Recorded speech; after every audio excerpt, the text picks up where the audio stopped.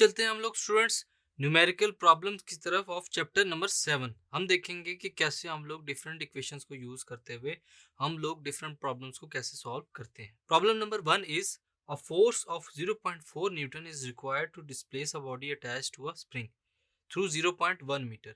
कितनी फोर्स लगाई जा रही है? 0.4 न्यूटन। क्या करना है? एक बॉडी को डिस्प्लेस करना है जो कि स्प्रिंग के साथ अटैच्ड है from its main position. Calculate the spring constant of spring. Spring constant को फाइंड करेंगे।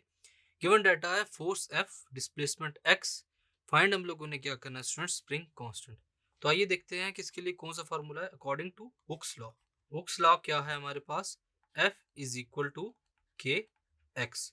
F is equal to k x हमारे पास क्या है students? Hooke's law.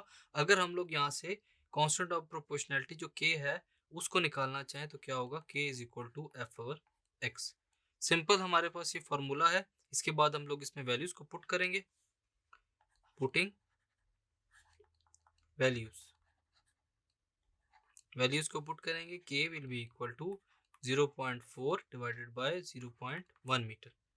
So k will be equal to 4 newton per metre. ये किसकी unit है? Constant k की। So spring constant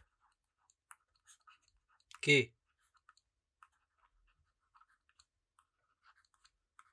will be क्या है हमारे पास? k is equal to 4 newton per metre.